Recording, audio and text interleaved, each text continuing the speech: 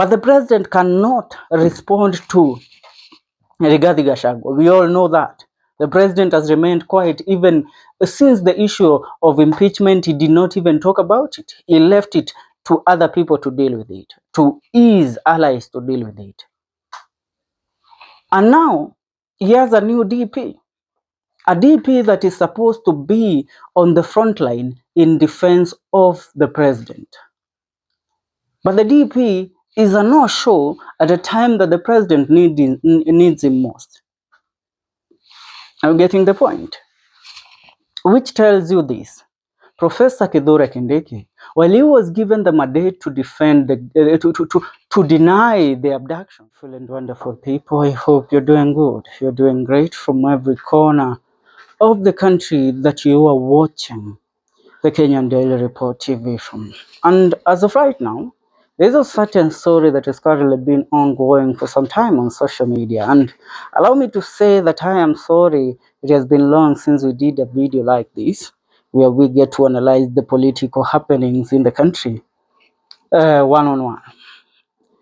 Now, we all have seen what is going on right now. Kimani Shunga is currently the Deputy President of the Republic of Kenya, literally. That is all we can say. But the question is, where is the Deputy President of the Republic of Kenya, Professor Kithure Kindiki?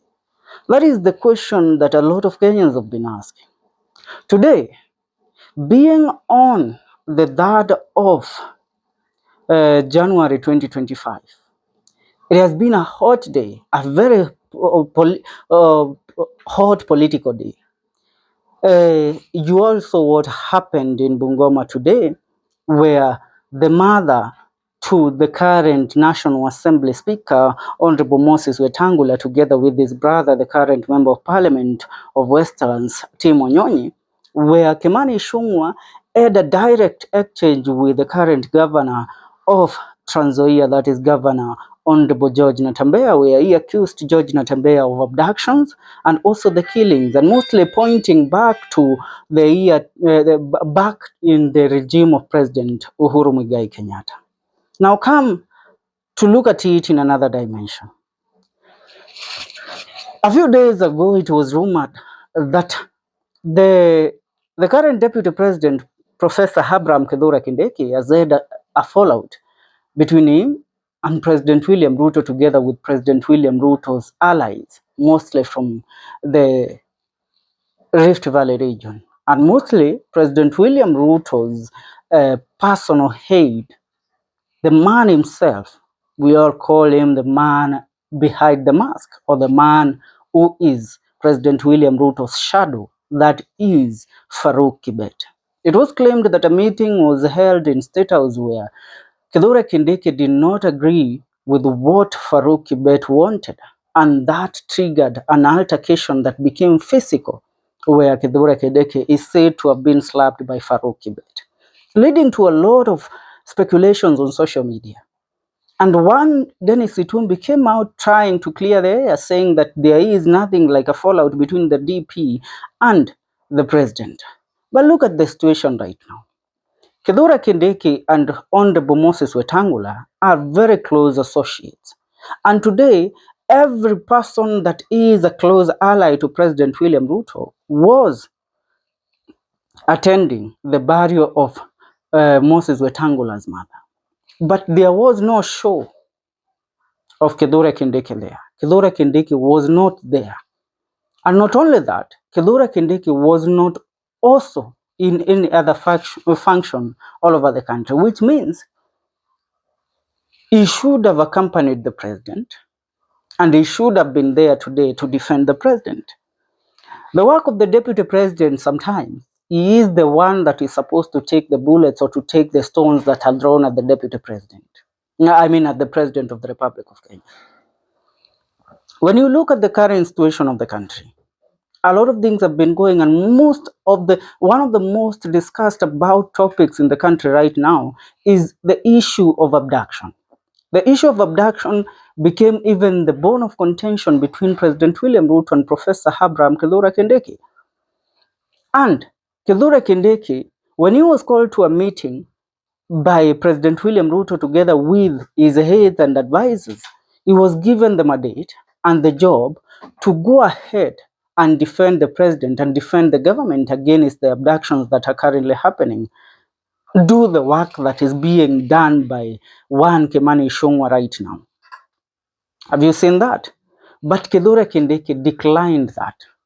The reason why he declined that is because Kithure Kindiki chose to stand with his moral code.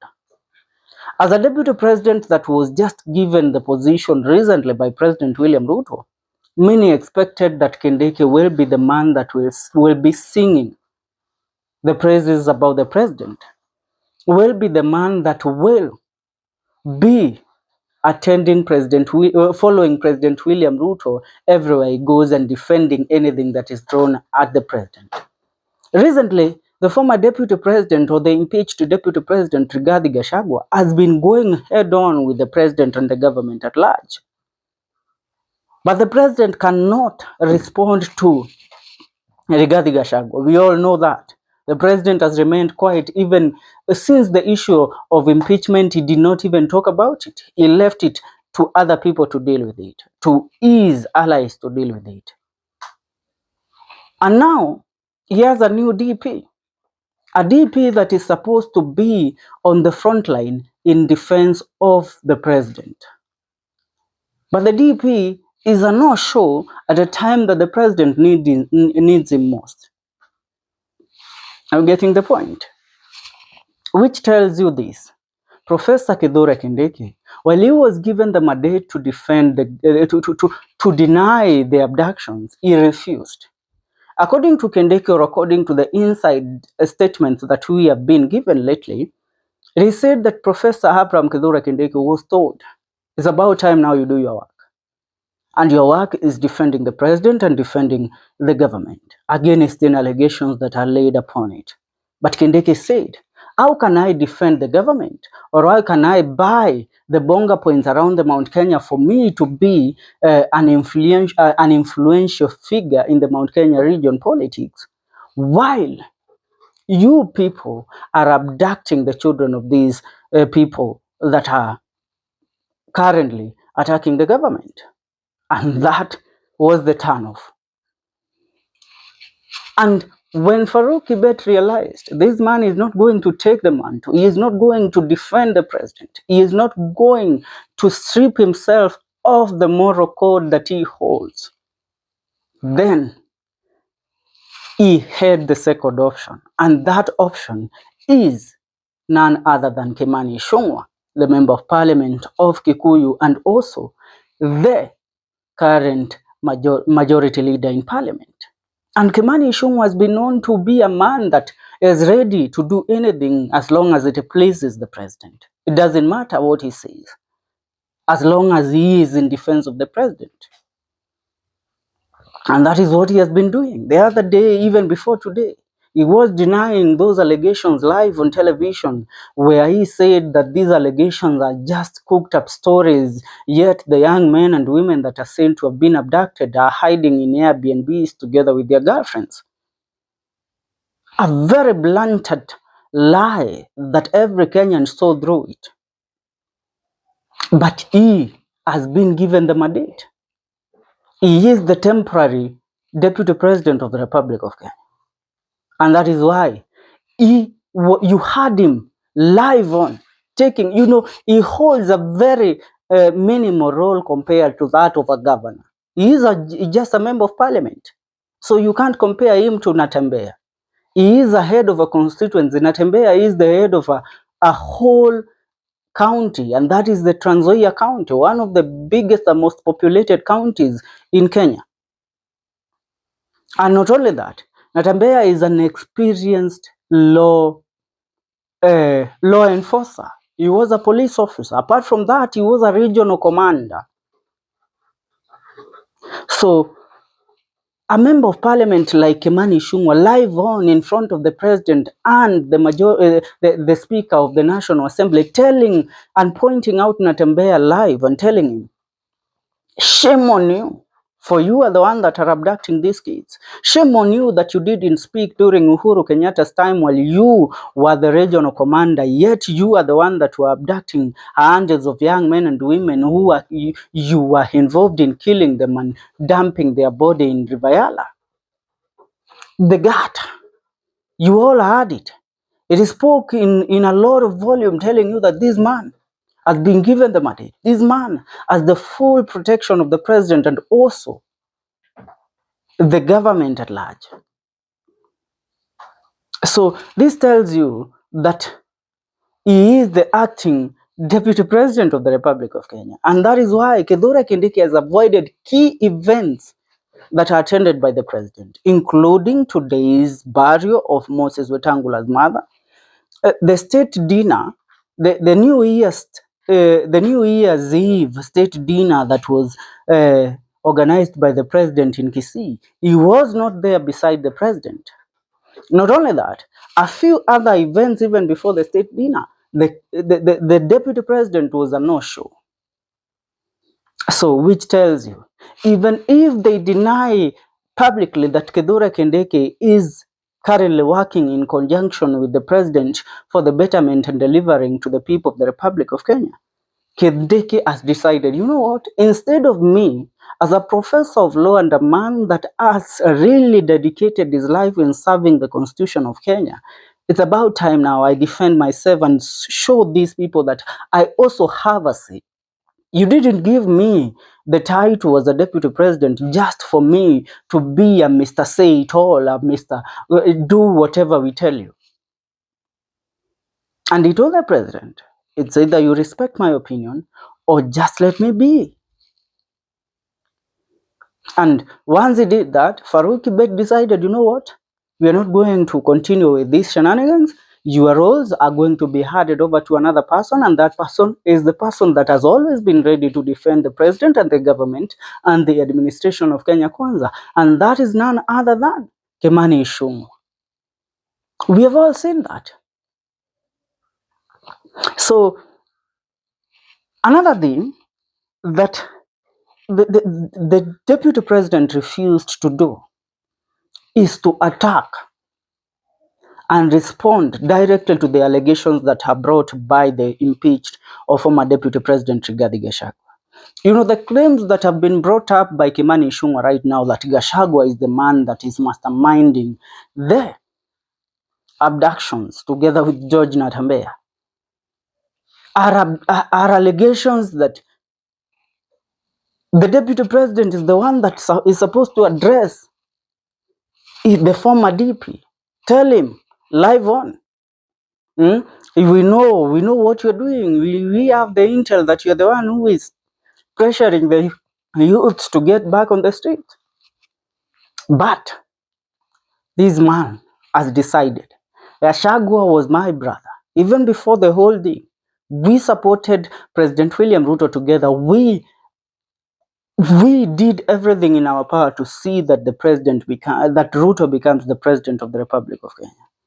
Now we all have our own political ambitions. If I go head on and try to deconstruct this man, he is a brother. Though we are currently serving in different sides, right? He just remains to be a political brother. I cannot do that. And Kindiki avoided that because this is a man that has a moral code. This is a man who has respect for values. And once they see that this man is not going to... Remember, even before Kindiki's interview with Citizen TV the other day, it was believed that Farouk Kibet and the other team affiliated to President William Ruto, mostly the advisors to the president, had given Kindiki a dossier. When the question about the former deputy president comes up, the way he should respond to that question, the way he should destroy Rigathi Gachagua. But Kindiki said, no, I will do this thing, the interview on my terms. And my terms are, that man is out of government, let him continue yapping out there, let him continue doing whatever he is doing, and let me as the new deputy president and the current DP serve the people of Kenya and serve the president and make things easier for the president.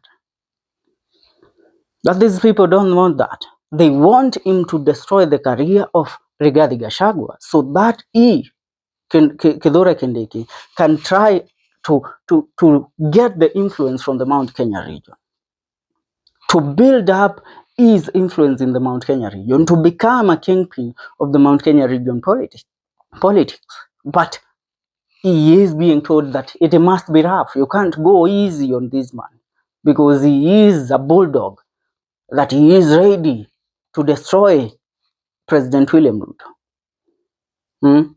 And if you realize, the former Deputy President Rigathi Gachagua, although he has been addressing the government directly, there is at no time that he has gone ahead to attack Kindiki so personally.